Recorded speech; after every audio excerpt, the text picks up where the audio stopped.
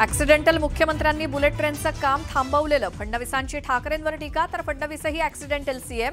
आधी दाढीवाल्याला सीएम करणार होते, ठाकरेंचं प्रत्युत्तर.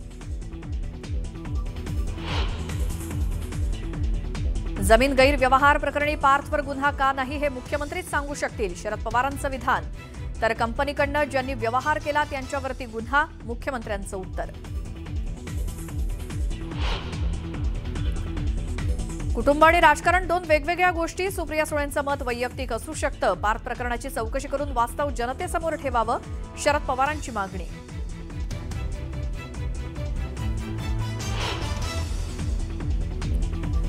काहीही न करता तुम्हाला फुकटात जमीन कशी काय मिळाली? पक्ष चोरले, आता शेतकऱ्यांच्या जमिनी चोरतायत. उद्धव ठाकरेंचा अजित पवारांवर हल्लाबोल.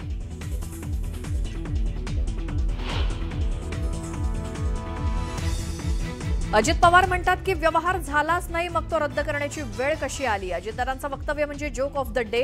अंबादास दानवेंचा टोला.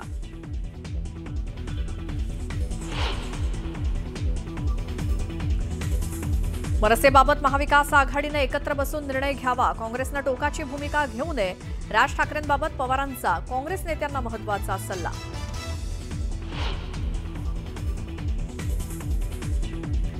रुपाली ठोंबरे आणि माधवी खंडाळकरनं घेतली अजित पवारांची भेट. चाकणकरांवरील वक्तव्याचा खुलासा दादांनी मागितला. रुपाली ठोंबरेंची माहिती.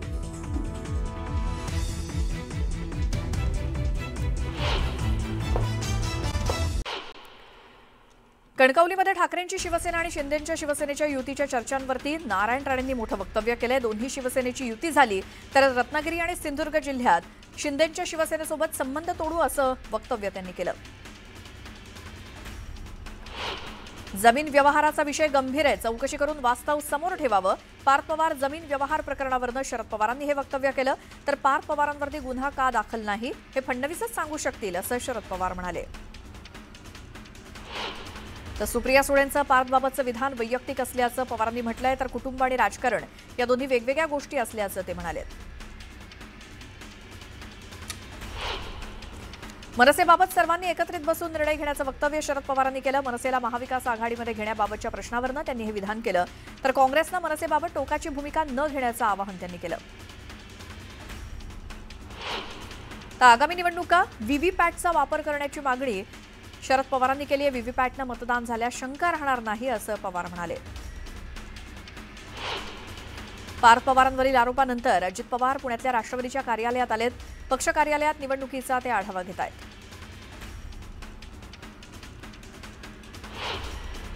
तर माधवी खंडाळकर अजित पवार यांच्या भेटीसाठी गेल्या होत्या. माधवी यांनी रुपाली ठोंबरेंवरती मारहाण केल्याचा आरोप केलाय. ठोंबरेंची तक्रार त्या दादांकडे करणार का, याकडे लक्ष लागलं. तर रुपाली चाकणकरांविरोधात विधानं केल्यामुळे रुपाली ठोंबरे पाटलांना पक्षानं नोटीस पाठवली. शिस्तभंगाची कारवाई का करू नये यासाठी 7 दिवसात उत्तर देण्याची नोटीस पाठवण्यात आली आहे. तर उन्मेष पाटील यांनी स्टेट बँकेला 100 कोटींचा गंडा घातलाय का 100 कोटी रुपये बुडवल्याचा खळबळजनक आरोप गिरीश महाजनांनी केलाय. तर त्याबाबतची वसुली लवकरच सुरू होणार असल्याचं देखील ते म्हणाले. तर उन्मेष पाटलांनी साध्या पंचायत समितीच्या निवडणुकीत सुद्धा उतरून दाखवण्याचं आव्हान महाजनांनी दिलं. मीरा भाईंदरमध्ये प्रताप सरनाईक यांनी 200 कोटींची जागा 3 कोटीमध्ये लाटली, असा गंभीर आरोप काँग्रेसचे नेते विजय वडेट्टीवार यांनी प्रताप सरनाईक यांच्यावरती केलाय.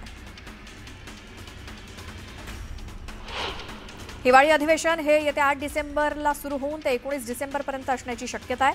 तर विधान भवन सचिवालयाचं कामकाज 28 नोव्हेंबरपासून नागपुरात सुरू होणार आहे. आचारसंहितेमुळे अधिवेशनाच्या दिवसात बदल होण्याची शक्यता आहे. कोल्हापुरात महाविकास आघाडी स्थानिक स्वराज्य संस्था निवडणूक एकत्रित लढणार आहे. शिवसेना विनायक राऊत आणि सतेज पाटलांमध्ये याबाबत बैठक संपन्न झाली. तर स्वाभिमानी शेतकरी संघटनेला देखील सोबत घेण्याचा निर्णय घेण्यात आलाय. आगामी निवडणुकीत बोगस मतदारांना मतदान करू देणार नसल्याचं वक्तव्य विजय वडेट्टीवारांनी केलं. तर दुबार मतदारांना मतदानापासून रोखणार असल्याचं ते म्हणाले. राजकारणातील अल्पसंतुष्ट लोक आणि भटकत्या आत्म्यांचा बंदोबस्त करण्यासाठी लिंबाचे प्रयोग करा, असा अजब सल्ला मंत्री राधाकृष्ण विखे पाटील यांनी दिलाय.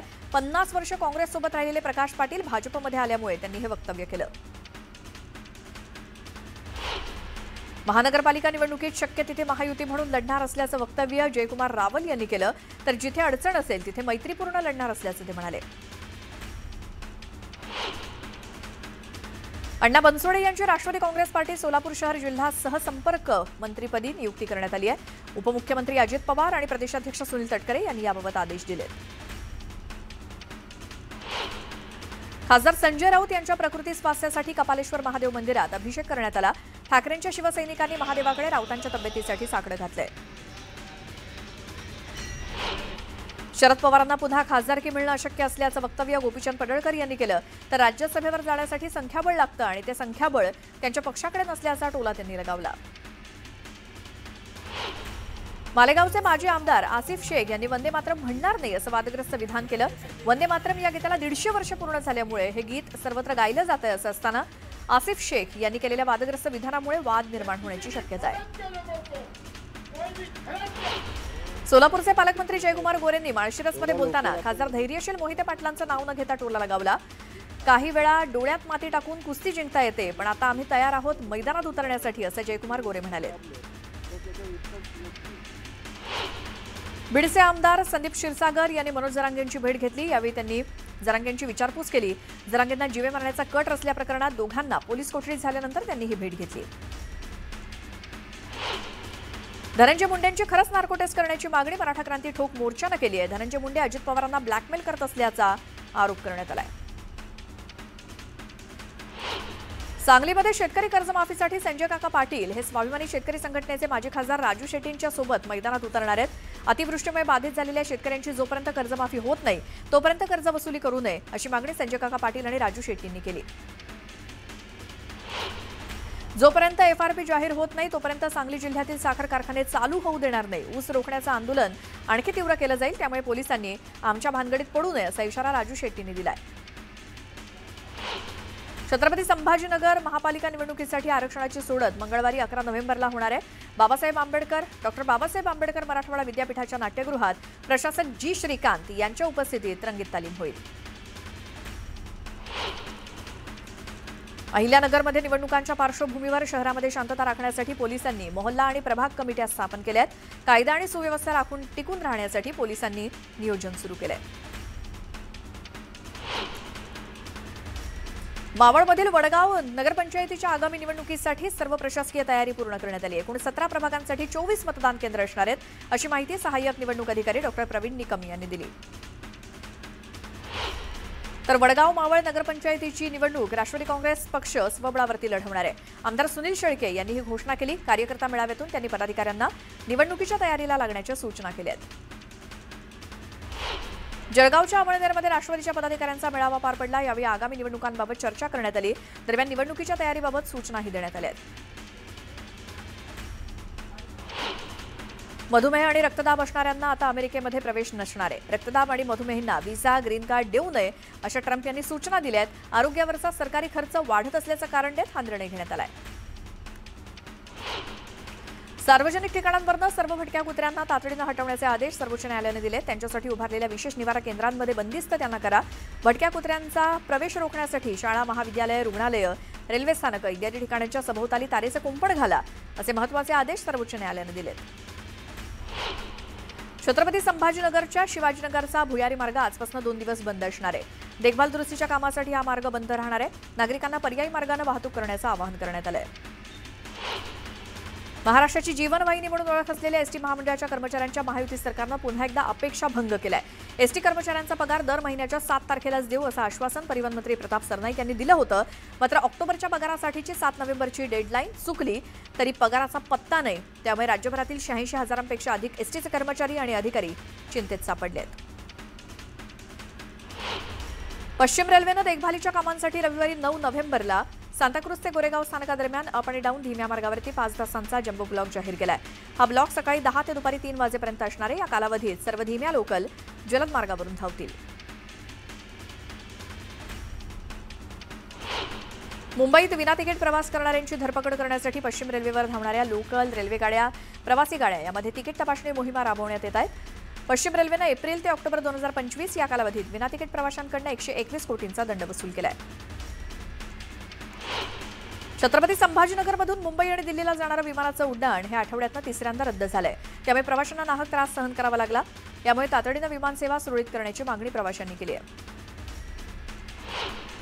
MMRDAनं प्रवाशांना आणखी एक दिलासा दिलाय. मुंबई वन ॲपवरनं भीम UPIचा वापर करून किमान 20 रुपयांचं तिकीट काढल्यास त्यावरती 20% सवलत मिळणार आहे. ही योजना 31 डिसेंबरपर्यंत लागू असेल. कांदिवली पूर्व येथे 37 एकर जागेवर आंतरराष्ट्रीय दर्जाचं क्रीडा संकुल उभारलं जाणार आहे, अशी घोषणा केंद्रीय मंत्री आणि उत्तर मुंबईचे खासदार पियुष गोयल यांनी केली. या क्रीडा संकुलात खेळाडूंना ऑलिम्पिक 2036 आणि इतर आंतरराष्ट्रीय स्पर्धांसाठी प्रशिक्षण दिलं जाईल, असंही त्यांनी जाहीर केलं. नंदुरबारमधील तोरणमाळकडे जाणाऱ्या रस्त्याची दुरवस्था झाली आहे. जवळपास 3 वर्षांपासून या ठिकाणी बंद असलेली बस सेवा आणि रखडलेले प्रकल्प यामुळे 3 राज्यांच्या सीमेवरती वसलेल्या तोरणमाळचा विकास रखडलाय. त्यामुळे परराज्यातून येणाऱ्या पर्यटकांनी नाराजी व्यक्त केली आहे. छत्रपती संभाजीनगरमधील सोयगाव तालुक्यातील सावळदबारा या गावातील तरुण शेतकरी दीपक बुढाळा यांनी मेहनतीच्या जोरावर गावातील केळी थेट इराणपर्यंत पोहोचवली आहेत. प्रति क्विंटल 800 रुपये दरानं 26 टन केळी थेट इराणमध्ये पाठवल्यामुळे सावळदबारा या छोट्याशा गावाचं नाव आंतरराष्ट्रीय बाजारात झळकलंय. जालन्यातील बागेश्वरी खासगी साखर कारखान्यावरती स्वाभिमानी शेतकरी संघटनेचा मोर्चा निघाला होता. गळीत हंगामातील 233 रुपये तात्काळ शेतकऱ्यांच्या खात्यामध्ये जमा करावे. ऊस उत्पादक शेतकऱ्यांना कारखान्याव्यतिरिक्त इतरत्र ऊसाचं वजन करण्याची परवानगी देण्यात यावी. या मागणीसाठी स्वाभिमानी शेतकरी संघटना आणि शेतकऱ्यांनी आंदोलन केलं. यंदा ऊसाला प्रति टन 3200 रुपयांचा भाव देण्याची मागणी स्वाभिमानीच्या वतीनं करण्यात आली. मुक्ताईनगर तालुक्यात नुकसानग्रस्त शेतकऱ्यांना शासनानं दिलेल्या अनुदानाच्या वाटपात महसूल प्रशासनानं मोठा गैरव्यवहार केल्याचा आरोप आमदार चंद्रकांत पाटलांनी केलाय. या गैरव्यवहाराची तत्काळ चौकशी करून संबंधित अधिकाऱ्यांवरती कारवाई करावी, नाहीतर आंदोलन करू, असा इशारा आमदार चंद्रकांत पाटलांनी दिला. छत्रपती संभाजीनगर पंचायत समितीमधील अभियंता आकाश आंबेगावेला 5,000ची लाच घेताना लाचलुचपत प्रतिबंधक विभागानं रंगेहात पकडले. रोजगार हमी योजनेअंतर्गत बांधलेल्या विहिरींच्या कामाचं 1,77,000 रुपयांचं बिल मंजूर करण्यासाठी अभियंत्यानं 15,000 रुपयांची लाच मागितली होती. त्यातले 8,000 रुपये स्वीकारताना आंबेगावे यांना सापळा रचून पकडण्यात आले. या प्रकरणी सिटी चौक पोलीस ठाण्यात गुन्हा दाखल झालाय. सिंधुदुर्गात घरी जाताना एका रुग्णाचा मृत्यू झाला. डॉक्टरांच्या हलगर्जीपणामुळे मृत्यू झाल्याचा आरोप करत नागरिकांनी वैद्यकीय अधिकाऱ्यांना घेराव घातला. संबंधित डॉक्टरवर कारवाई करण्याची मागणी करण्यात आली आहे. बिबट्याच्या हल्ल्याच्या निषेधार्थ पुणे नाशिक महामार्गावरती रास्तारोको आंदोलन करणं गावकऱ्यांना भोवलंय. या प्रकरणात 250 जणांवरती गुन्हा दाखल झालाय. नाशिक शहरातील काही भागात आज पाणीपुरवठा बंद असेल. देखभाल दुरुस्तीच्या कामासाठी हा निर्णय घेण्यात आलाय. नागरिकांना पाणी जपून वापरण्याचं आवाहन करण्यात आलंय. जळगाव जिल्ह्यामध्ये पोलिसांनी ऑल आउट ऑपरेशन ही विशेष मोहीम राबवली आहे. या मोहिमेतून 2,458 वाहनांची तपासणी करण्यात आली, तर 5 लाखांचा दंड वसूल करण्यात आलाय. सांगलीमध्ये बेदाणे सौद्यांना सुरुवात झाली आहे. सौद्याच्या पहिल्याच दिवशी बेदाण्याला 410 रुपये इतका उच्चांकी दर मिळाला. दिवाळीनंतर सुरू झालेल्या सौद्यांमध्ये बेदाण्याच्या दराला 20 ते 25 रुपये इतका जादाचा दर मिळाल्यामुळे शेतकऱ्यांमध्ये आनंदाचं वातावरण आहे. पुण्यामध्ये दाम्पत्याची फसवणूक करणाऱ्यांना 7 दिवसांची पोलीस कोठडी सुनावण्यात आली आहे. शंकर महाराज अंगात येतात असं सांगून 14 कोटींची फसवणूक करण्यात आली होती. सिंधुदुर्गच्या बांदा इथे ओमकार हत्तीवर चक्क सुतळी बॉम्ब फेकण्यात आले. या हत्तीला इजा झाल्यास त्याला जबाबदार कोण, असा सवाल प्राणीप्रेमींनी वनविभागाला केलाय. या घटनेमुळे प्राणीप्रेमी आक्रमक झाले असून त्यांनी गुन्हा दाखल करण्याची मागणी केली आहे. पिंपरी चिंचवडमध्ये भरधाव दुचाकीचा अपघात झालाय. या अपघातामध्ये दुचाकी चालक गंभीर जखमी झालाय. जखमी दुचाकी चालकावरती रुग्णालयात उपचार सुरू आहेत. छत्रपती संभाजीनगरात कर्जबाजारीपणातनं मालकाचे 4 लाख रुपये चोरण्यात आले. पोलिसांनी चोरट्याला अटक केली आहे. त्याच्याकडनं मुद्देमाल जप्त करण्यात आलाय. परदीन शेख असं अटक केलेल्या चोरट्याचं नाव आहे. बीड नगर परिषदेच्या वसुली कर्मचाऱ्यांना गळफास घेऊन आत्महत्या केली. अविनाश धांडे असं जीवन संपवलेल्या कर्मचाऱ्याचं नाव आहे. आत्महत्येचं कारण मात्र अस्पष्ट आहे. नांदेडच्या सिडको भागातील आठवडी बाजारात हप्ता वसुली करणाऱ्या दोघांना पोलिसांनी अटक केली. खंजीर शस्त्राचा धाक दाखवत आरोपी व्यापाऱ्यांसह शेतकऱ्यांकडून हप्ता वसुली सुरू होती. दरम्यान पोलिसांनी दोघांची धिंड काढत त्यांना धडा शिकवलाय. नागपुरात केंद्रीय मंत्री नितीन गडकरींच्या उपस्थितीत गीता पठणाचं आयोजन करण्यात आलं। यावेळी 52,000हून अधिक विद्यार्थ्यांनी यात सहभाग घेत गीता पठणाचा विश्वविक्रम केला।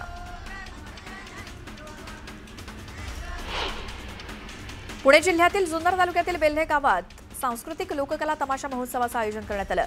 मुंबई विद्यापीठाचे लोककला अकादमी विभाग प्रमुख डॉक्टर गणेश चंदन शिवे आणि लावणी सम्राज्ञी मेधा घाडगे यांच्या हस्ते उद्घाटन करण्यात आलं।